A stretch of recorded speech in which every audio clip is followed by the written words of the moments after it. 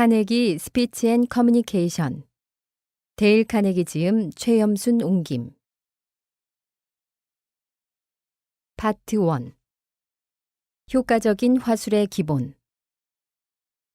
모든 예술에는 몇 개의 기본 원리와 많은 기술이 있다. 이 장에서는 효과적인 연설의 기본 원리와 이 원리를 잘 활용할 수 있는 태도에 대해서 살펴본다.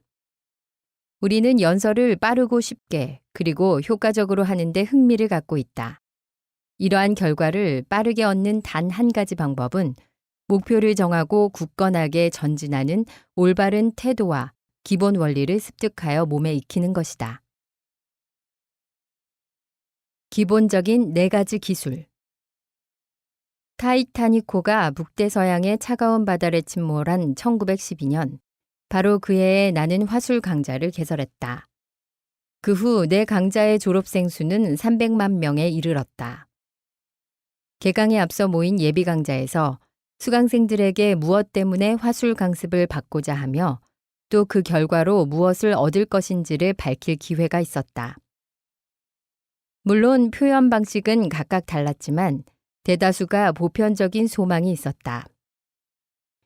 저는 여러 사람 앞에서 이야기할 기회가 주어지면 자의식 과잉으로 공포감에 휩싸여 분명하게 생각할 수도 집중할 수도 없고 무슨 말을 하려고 했는지조차 기억이 나지 않습니다. 저는 자신감과 마음의 안정, 스스로 생각할 수 있는 능력을 가지고 싶습니다. 논리적으로 사물을 생각하고 비즈니스나 사교 모임에서 확실히 타인을 설득할 수 있는 화술을 터득하고 싶습니다. 어디선가 들은 적이 있다고 생각하지 않는가? 당신도 이와 같은 무력감을 느껴본 적이 있지 않은가? 타인을 설득하고 확신을 주는 화술을 터득하기 위해 약간의 비용을 쓸 생각은 없는가? 아마 그런 생각이 들 것이다. 당신이 이 책을 읽기 시작했다는 사실이 무엇보다도 효과적인 화술을 터득하는 데 관심이 있다는 증거다.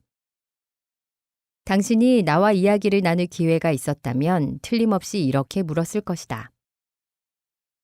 카네기 선생, 당신은 진정으로 제가 여러 사람들 앞에서 시종일관 더듬거리지 않고 이야기를 할 수 있게 되리라고 생각하십니까?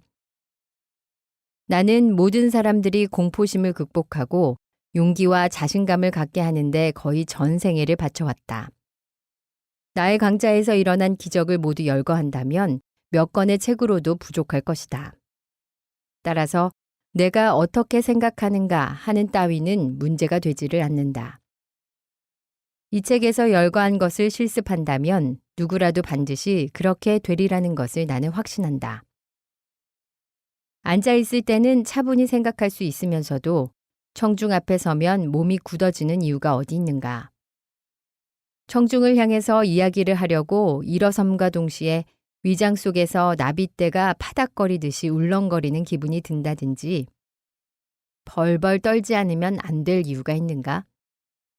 물론 그런 증상은 치료될 수 있는 것이고 훈련과 연습으로 사라지며 더 나아가 자신감이 생긴다는 것을 알게 될 것이다. 이 책은 당신이 어떠한 목표에 도달할 수 있도록 도와줄 것이다.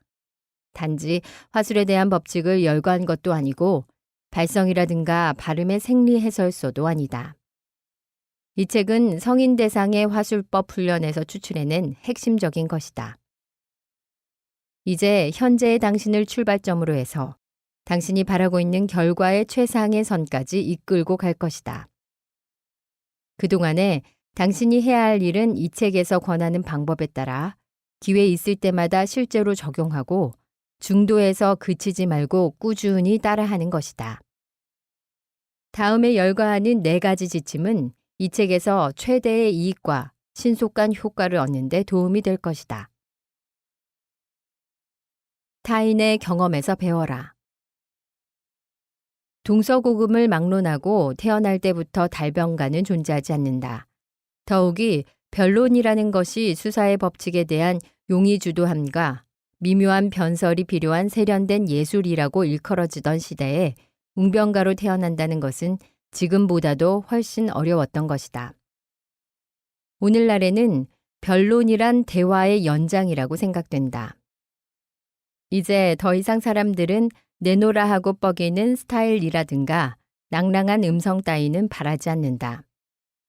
만찬회라든가 교회의 예배, TV나 라디오에서 우리가 듣고 싶은 것은 일방적인 이야기를 하는 사람이 아니라 공통의 관심사를 가지고 함께 대화하는 사람이다. 학교에서 사용하는 화술 교과서를 읽어보면 자칫 변론술이라는 것이 단연간의 발성 단련과 어려운 수사를 공부함으로써 통달할 수 있는 폐쇄적인 특수 기능처럼 생각되기 쉽지만 결코 그렇지 않다. 나는 사람들 앞에서 이야기한다는 것이 쉬운 것이라는 점을 증명하는 일에 전력을 다했던 것이다. 지난 1912년 뉴욕시 125번가의 YMCA에서 처음 강좌를 개설했을 때 이 점에 대해서 나는 수강생과 별 차이가 없을 만큼 무지한 편이었다. 그래서 처음 내가 택한 교수법은 미주리주의 워렌버그 대학교에서 배운 것과 비슷한 방식이었다. 그러나 곧 내가 취한 방식이 잘못이라는 것을 깨닫게 되었다. 나는 기업의 쟁쟁한 인사들에게 대학 신입생을 가르치는 방법을 썼던 것이다. 나는 곧 웹스터, 버크, 오코넬과 같은 웅변가의 연설을 흉내내려고 했던 것이 무의미하다는 것을 깨달았다. 강좌에 참석한 수강생들의 소망은 앞으로의 업무 진행 때 여러 사원들 앞에서 명석하고 논리정연한 보고를 할 수 있는 용기였다. 그래서 나는 이내 교과서를 창밖으로 던져버리고 맨손으로 강단에 섰다. 그리고 두서너 가지 단순한 원리만을 기본으로 해서 수강생들이 자신의 생각을 납득시킬 수 있는 보고를 할 수 있게 될 때까지 그들과 같이 노력했다. 이것은 효과적이었으며 점점 더 많은 사람들이 수강하게 되었다. 나는 가능하다면 우리 집이나 세계 각지의 내 대리인 사무실에 보관되어 있는 숱한 감사장을 당신에게 보여주고 싶다.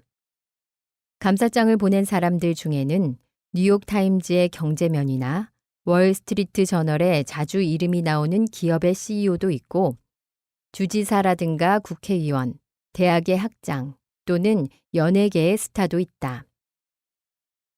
또한 주부라든가 목사, 교사, 숭령공 또는 미숭령공, 그 밖의 노동조합 관계자, 대학생, 여성사업가 등도 있고 무명의 젊은 남녀나 중역 등등 끝이 없을 정도로 많다. 이들은 모두가 지난날 남들 앞에서 자기 표현 능력을 충분히 발휘하고 싶어 했던 사람들이다. 그리고 이 두 가지 원리를 터득할 수 있었다는 것에 대한 감사의 뜻으로 귀중한 시간을 할애해 내게 감사장을 보냈다. 이렇게 쓰고 있자니 내가 지금까지 가르친 수많은 사람들 중에서 특별히 생각나는 사람이 있다. 그것은 그 당시 내게 준 극적인 인상 때문이다.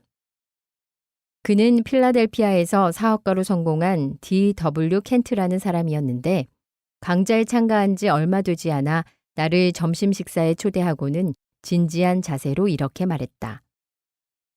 카네기 선생, 저는 이제껏 여러 모임에서 수없이 이야기를 해야 했지만 그때마다 이 핑계 저 핑계로 자리를 피했습니다. 그런데 이번에 저는 어느 대학의 이사회 회장에 추대되어 부득이 의장직을 맡지 않으면 안 되게 되었습니다. 그래서 의논 드리는데 저처럼 나이 먹은 사람도 여러 사람 앞에서 말하는 기술을 익힐 수 있다고 생각하십니까? 나는 수강생 중에서 그와 비슷한 입장에 놓였던 사람들의 예를 들며 켄트 씨의 경우도 잘 될 것이라고 장담했다. 그때부터 약 3년 후에 나는 켄트 씨와 제조업자 클럽에서 두 번째로 점심 식사를 함께 했다. 처음 식사했을 때와 똑같은 식당에 똑같은 좌석이었다. 나는 지난달 우리가 이야기했던 것이 적중했는지 물어보았다. 그러자 그는 미소 띈 표정으로 주머니에서 빨간 표시가 되어 있는 수첩을 내게 보였다. 거기에는 앞으로 수개월에 걸쳐 부탁받은 강연 예정 일자가 날짜 순으로 적혀 있었다. 이런 연설을 할 수 있는 능력과 그것을 하는 기쁨, 게다가 이 사회에 봉사할 수 있다는 사실이 내 인생에 가장 즐거움을 불어넣는 요소가 되었습니다. 그러나 더욱 놀란 것은 그것뿐만이 아니었다. 켄트 씨는 자랑스러운 듯 비장의 이야기를 털어놓았다.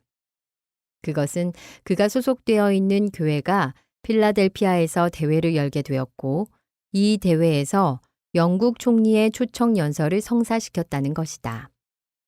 그리고 교회 사람들이 좀처럼 초청할 수 없는 이름난 정치가를 청중에게 소개할 사회자로서 지명된 인물이 다름 아니라 바로 D.W. 켄트 자신이었다는 것이다.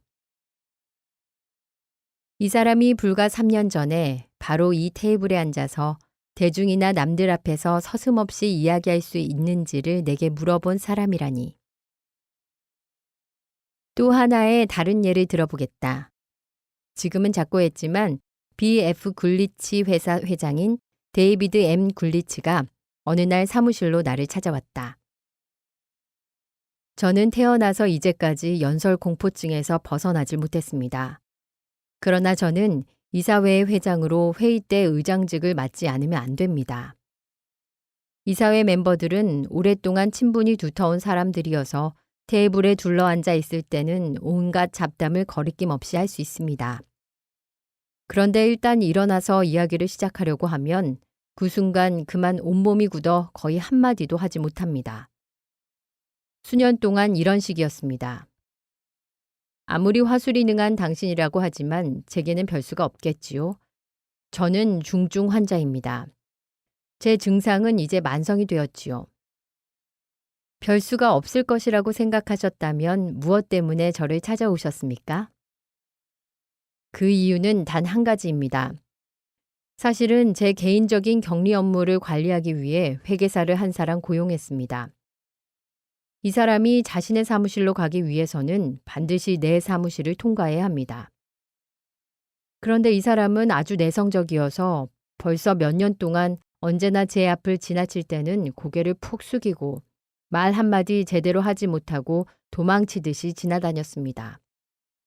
그런데 이제는 얼굴을 들고 생기발랄하게 지나가면서 자신감 넘치는 목소리로 안녕하십니까 굴리치 회장님 하고 인사도 건넵니다. 너무나 달라진 그의 모습이 궁금해서 물어보았습니다. 자네를 이렇게 달라지게 한 것이 도대체 무엇인가 하고 말이지요. 그러자 당신의 강습을 받고 있다고 가르쳐 주더군요. 그래서 이렇게 당신을 만나러 오게 된 것입니다. 어떻든 그렇게 소심했던 사람이 몰라볼 만큼 변한 것만은 제 눈으로 확인한 사실이니까요. 나는 굴리치 씨에게 규칙적으로 강좌에 출석해서 내가 시키는 대로 한다면 두서너 주일 이내에 청중 앞에서 자신감 있게 이야기할 수 있을 것이라고 말했다. 만약 그것이 사실이라면 저는 이 세상에서 가장 행복한 사람 중 한 사람일 겁니다. 라며 그는 매우 기쁜 표정으로 일어섰다. 그는 강좌에 참가해서 놀랄 정도로 빨리 발전했다. 그리고 3개월 후에는 나는 굴리치 씨에게 아스터 호텔 무도회실에서 개최되는 3,000명의 집회에 나와 강좌에서 얻은 것에 대해 이야기해달라고 부탁했다. 그러나 유감스럽게도 그날은 선약이 있어서 출석할 수 없다는 것이었다. 그런데 집회 전날 그에게서 전화가 왔다. 어제는 실례했습니다. 선약을 취소했습니다. 부탁하신 대로 연단에 서겠습니다. 제게는 그렇게 해야만 할 의무가 있습니다. 청중에게 훈련을 통해 제가 어떻게 변했는지 말해주겠습니다.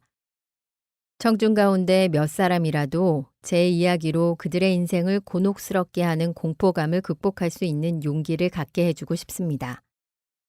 나는 그에게 2분만 이야기를 해달라고 부탁했다. 그러나 실제로 그는 3,000명을 향해서 11분이나 이야기를 했다. 나는 우리 강좌에서 이와 같은 기적이 일어나는 것을 몇천 번이나 보았다. 이 훈련을 통해 딴 사람으로 바뀐 사람들이 사업이나 사회적 지위를 유지하는데 꿈에도 생각지 못할 만큼 발전한 사례를 수없이 보아왔다. 때로는 단 한 번의 연설로 성취되는 경우도 있다. 그 일례로 마리오 라조 씨의 이야기를 소개하겠다. 몇 해 전에 나는 쿠바에서 온 까무러칠 만한 전보를 받았다. 지장이 없으시다면 연설 공부를 위해 뉴욕을 방문하고자 함. 보낸 사람의 이름은 마리오 라조라고 적혀 있었다. 그가 누군지 전혀 짐작할 수가 없었으며 이름조차 들어본 적도 없다. 뉴욕에 도착한 라조 씨는 나를 찾아와 자신이 온 이유를 설명했다. 하바나 컨트리 클럽에서 창업주의 50세 탄생 축하회가 개최될 예정입니다. 그 자리에서 저는 그에게 은제컵을 증정한 다음 그날 밤 가장 중요한 연설을 하도록 초대받았습니다. 저는 변호사이긴 하지만 변론 이외에는 한 번도 연설을 한 적이 없습니다. 여러 사람 앞에서 이야기한다는 것을 생각만 해도 가슴이 조이는 공포감 때문에 온몸이 오그라듭니다. 만약 실수를 한다면 아내도 저도 사교계에서 길을 펼 수 없게 될 뿐만 아니라 직업상의 신뢰에도 큰 상처를 입게 될지 모릅니다. 어떻게든 도움을 얻고자 저 멀고 먼 쿠바의 하바나에서 날아왔으니 제 처지를 이해하시고 도와주십시오. 이곳에 머물 수 있는 기간은 3주밖에 없습니다. 그 3주 동안 나는 마리오 라조 씨를 이 광자에서 저 광자로 옮기면서 매일 밤 3, 4회씩 연설 연습을 시켰다. 3주 후에 그는 하바나 컨트리 클럽에 모인 내빈들 앞에서 연설을 했고 그 연설은 너무 훌륭해서 타임지의 해외 뉴스란에 게재되어 전 세계에 소개되었다. 사람들은 그를 은빛 혀를 가진 웅병가로 묘사했다. 마치 기적을 보는 것 같이 생각되지 않는가? 그렇다. 그것은 틀림없는 기적이다. 공포의 극복이라는 기적이 일어난 것이다. 목표에 집중하라. 앞에서 예로 든 켄트 씨는 청중 앞에서 이야기를 할 수 있다는 자신의 새로운 능력에 기뻐하면서 그의 성공 비결에 대해 언급했다. 그는 나의 지도에 잘 따랐고 할당된 과제를 충실히 이행했다. 그러나 그가 그렇게 한 것은 하고 싶었기 때문이고 그 동기는 웅병가가 된 자신을 미리 마음속에 그렸기 때문이라고 나는 확신한다. 결국 그는 자신을 미래에 투영시킨 다음 자신의 미래상을 현실화하기 위해 노력한 것이다. 당신이 배워야만 하는 바로 그대로다. 자신감과 효과적인 화술이 당신에게 무엇을 의미하는지 주의를 기울여라. 사교상 그것이 당신에게 의미하는 것을 그것이 가져오는 인간관계, 시민으로서 또 사회나 종교단체의 일원으로서 봉사하는 능력의 향상, 그리고 사업상 발휘되는 영향력. 한마디로 말해서 그것은 당신에게 리더십을 줄 것이다. NCR의 회장이자 유네스코 의장인 SC 아리는 변론에 관한 게재지 저널 오브 스피치에 기고한 사업에서 스피치와 리더십이라는 제목의 기사에서 다음과 같이 말했다. 사업의 역사를 볼 때 연설을 잘해 자신에 대한 관심을 유도한 인물이 적지 않다. 벌써 꽤 오래전의 일이지만 당시 캔자스주 말단 지부의 책임자에 지나지 않았던 젊은 남자가 독특한 연설로 많은 청중의 주목을 끌었던 사실이 있었는데 오늘날 그 사람은 우리 회사의 부사장 자리에 앉아 있다. 나는 또한 그 부사장이 다시 NCR의 사장이 된 것을 알고 있다. 확고부동한 자세로 이야기를 할 수 있는 능력이 당신을 어디까지 끌고 갈 것인지 도저히 예측할 수 없다. 내 강자의 수료생 중 한 사람인 미국 서보 회사의 엘리 블랙스톤 사장은 이렇게 말했다. 타인과 의사소통을 효과적으로 하고 그들의 협력을 얻어내는 능력은 장차 최고의 자리에 앉을 수 있는 후보자로 기대할 수 있는 장점 중의 하나다. 자신감 넘치는 태도로 자신의 생각과 감정을 청중과 더불어 나누는 만족감과 기쁨을 상상해 보라. 나는 여러 번 세계 여행을 했지만 이야기로 청중을 사로잡은 기쁨에 비교할 만한 것을 좀처럼 맛본 적이 없다. 당신도 강력한 힘을 갖게 될 것이다. 나의 수료생 중 한 사람은 다음과 같이 말했다.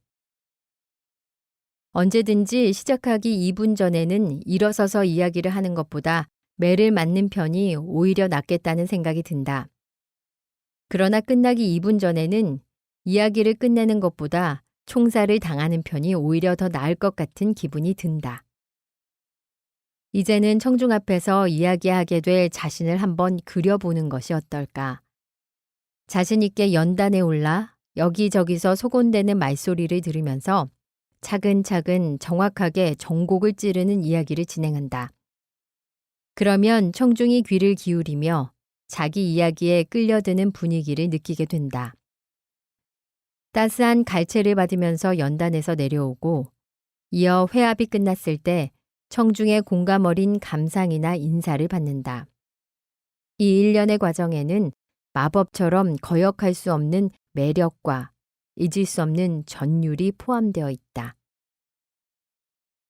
하버드 대학교의 저명한 심리학과 교수인 윌리엄 제임스는 많은 사람들의 일생에 심대한 영향을 주는 다음과 같은 글을 썼다.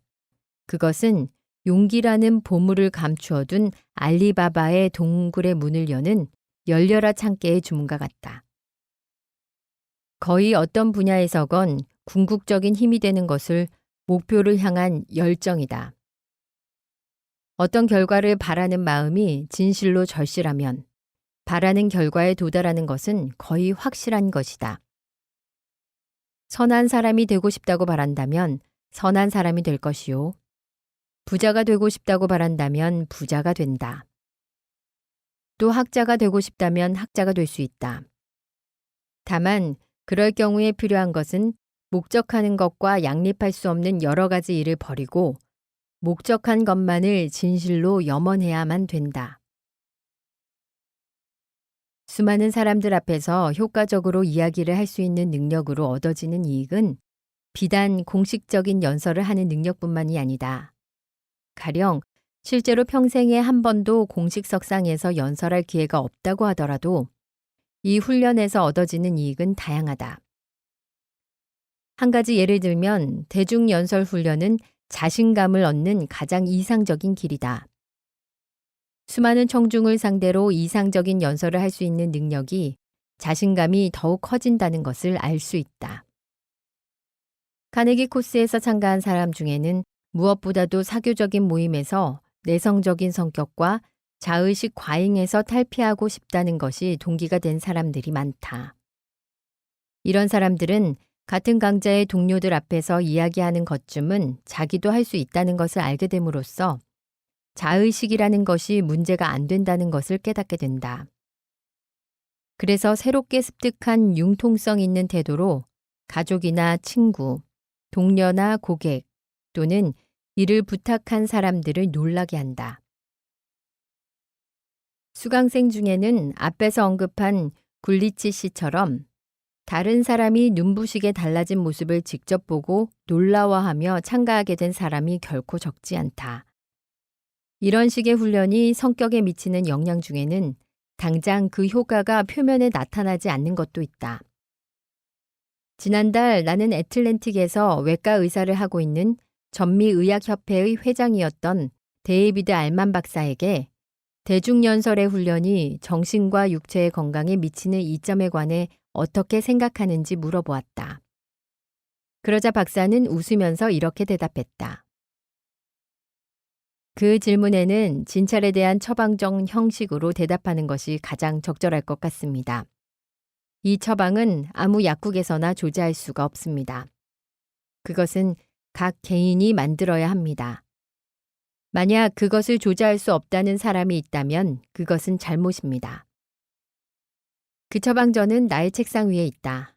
나는 그것을 읽을 때마다 감명을 받는다. 알만 박사가 써준 처방전은 이렇다. 최선을 다해 자신의 마음을 상대방이 알 수 있게 하는 능력을 키워라. 자신의 사상이나 생각을 개인이나 대중에게 분명히 알리는 법을 배워라. 그런 능력이 향상됨에 따라 자신의 참된 자아가 일찍이 준 적이 없는 감동과 영향을 남에게 주고 있다는 것을 깨닫게 되리라. 이 처방에 따르는 사람은 이중의 이득을 얻을 수 있다. 즉, 타인에게 이야기하는 방법을 터득함에 따라 더욱 자신감을 갖게 되고 포용력과 인격적인 향상을 도모할 수 있다. 이렇게 정서적인 여유가 생기면 육체적으로도 기분이 좋아진다. 오늘날과 같은 세상에서 대중연설은 남녀노소를 막론하고 만인을 위한 것이다. 그것이 직업이나 사업면에 가져다주는 구체적인 이득에 대해서는 잘 모른다. 다만 그것이 중요한 것임은 틀림없다. 그리고 그것이 건강에 좋은 영향을 미친다는 것은 잘 알고 있다. 인원수에 관계없이 기회만 있다면 말을 하도록 해라. 경험을 쌓게 될수록 점점 더 말을 잘할 수 있게 되리라. 그것은 나 자신이 경험한 일이다.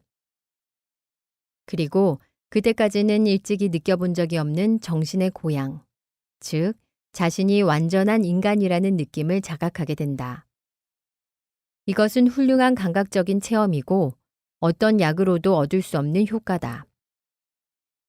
따라서 두 번째 목표는 당신이 두려워하던 일을 성공적으로 하고 있는 자신을 그려보아라. 그리고 사람들 앞에서 자신 있게 이야기할 수 있을 때 얻는 이익에 대해 집중하라. 윌리엄 제임스가 남긴 말을 기억하라.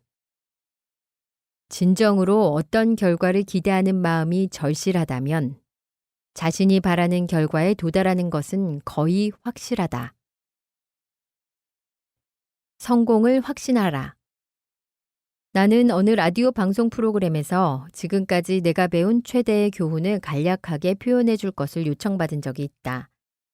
나는 다음과 같이 대답했다. 이제까지 제가 배운 최대의 교훈은 우리가 무엇을 생각하고 있는지 아는 것의 중요성입니다. 저는 당신이 무엇을 생각하는지 알 수 있다면 당신이 어떤 사람인지도 알 수 있습니다. 왜냐하면 당신이 생각하는 것이 당신을 만들기 때문입니다. 우리는 우리의 생각을 바꿈으로써 인생을 바꿀 수가 있습니다. 당신은 이미 더 많은 자신감을 갖고 더 효과적으로 대화를 해야겠다는 목표를 확실히 설정해 두었다. 이제부터는 그 노력이 열매를 맺을 가능성에 대해서 부정적이 아니라 긍정적인 생각을 하지 않으면 안 된다.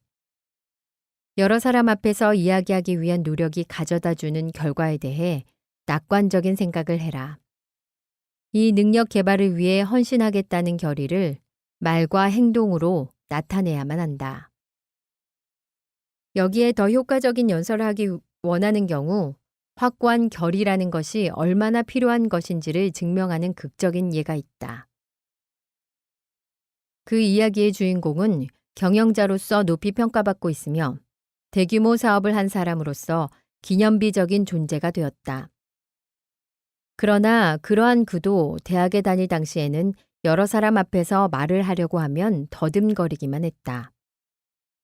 선생님이 지시한 5분간의 연설을 채 반도 끝내지 못하고 창백한 얼굴로 눈물을 글썽이며 쫓기듯이 연단에서 내려와야 했다. 하지만 그는 학생 시절에 맛본 그 쓰라린 경험 때문에 좌절하지 않았다. 그는 훌륭한 웅변가가 될 결심을 하고 세계적으로 존경받는 정부의 경제 고문이 되기까지 그 결의를 관철시켰다. 그의 이름은 클래런스 B. 랜돌이다.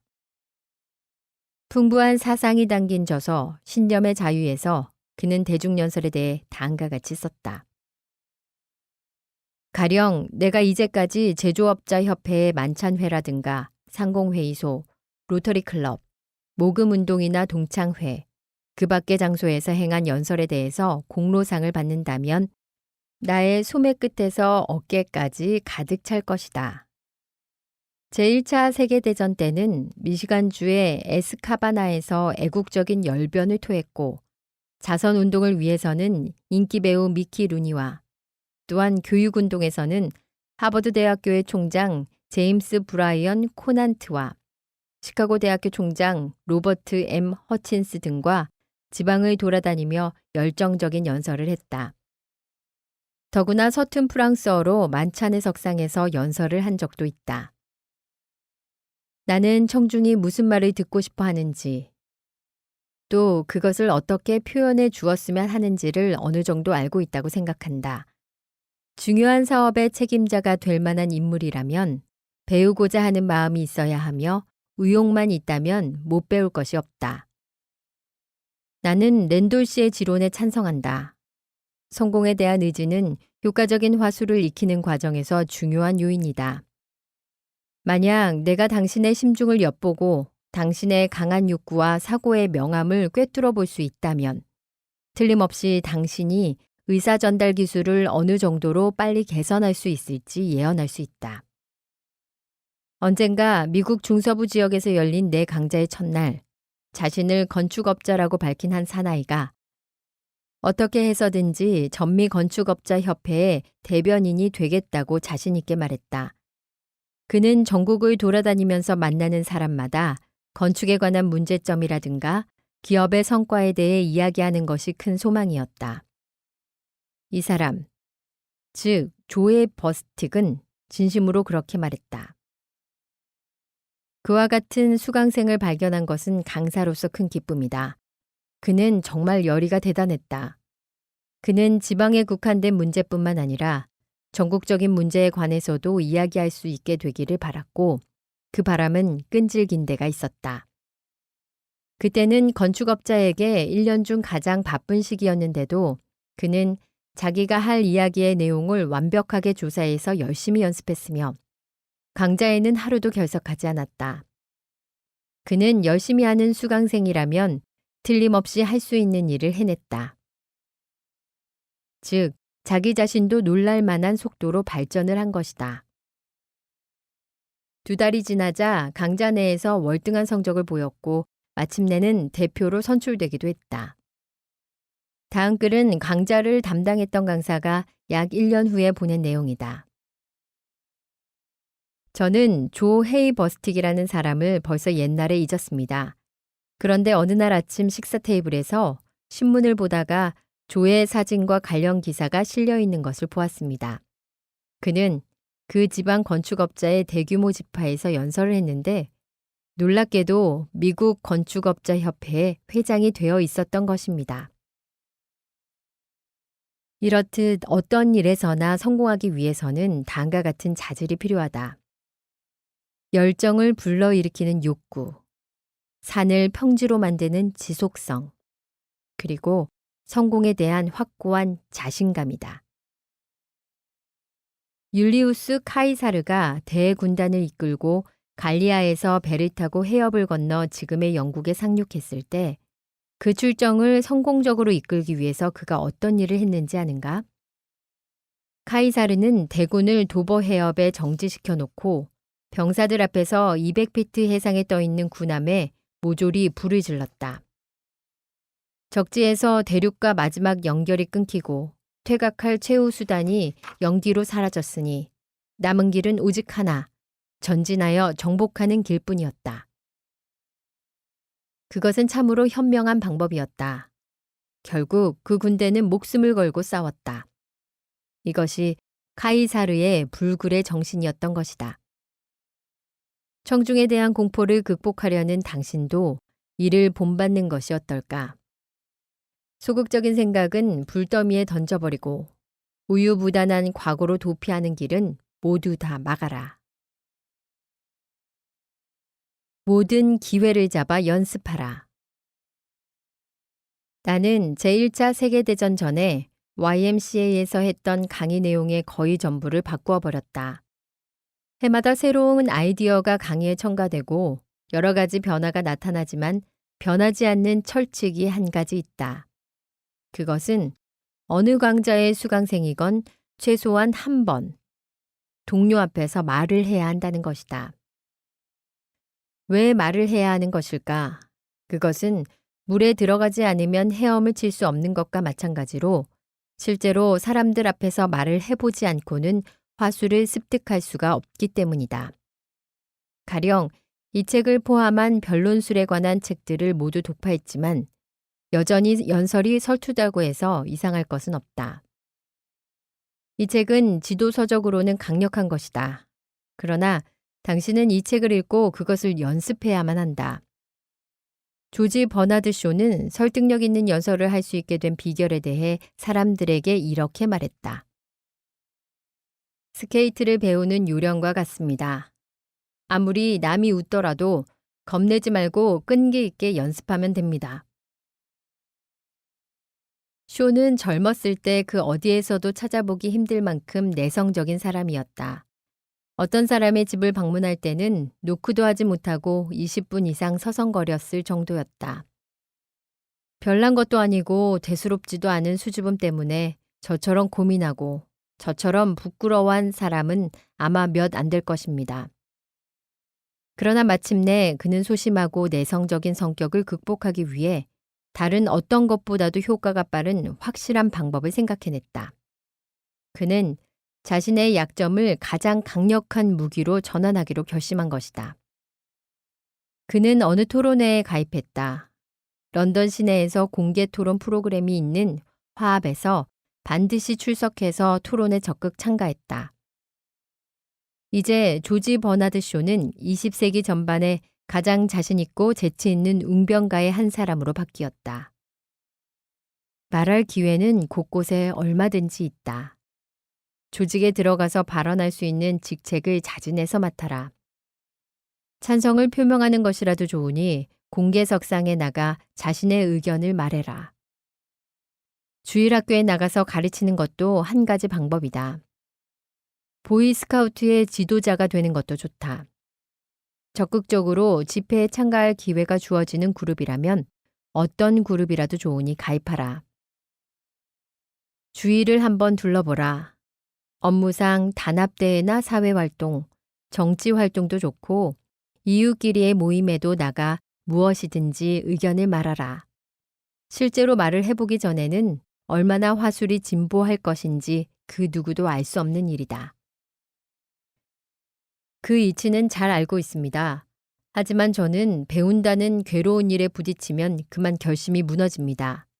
라고 한 젊은 사업가가 내게 말한 적이 있다. 나는 그에게 다음과 같이 말했다. 괴로운 일이라뇨. 그런 생각은 일찌감치 떨쳐버리십시오. 당신은 배운다는 것에 올바른 정신을 가져야 합니다. 그것을 극복하겠다는 결의를 생각해 본 적이 없기 때문입니다. 그건 무슨 뜻입니까? 모험 정신으로 부딪혀 보라는 뜻이지요. 그리고 대중 앞에서 연설을 함으로써 또 한편으로는 자신의 인격을 부드럽게 펼쳐 보임으로써 성공에 도달하는 길에 대해 약간의 설명을 해주었다. 해보겠습니다. 큰 마음 먹고 모험의 길로 뛰어들어가 보겠습니다. 그는 마침내 수긍했다. 이 책을 읽고 지시한 원리를 실제로 응용해 나간다면 누구라도 모험의 세계로 뛰어들어가게 될 것이다. 모험을 함으로써 진실로 우리를 뒷받침해주고 있는 것은 자기 자신을 이끌어가는 힘과 직감력이라는 사실을 알게 될 것이다. 그리고 내면으로나 외면으로나 우리를 바꿀 수 있는 것은 모험이라는 사실을 이해하게 될 것이다.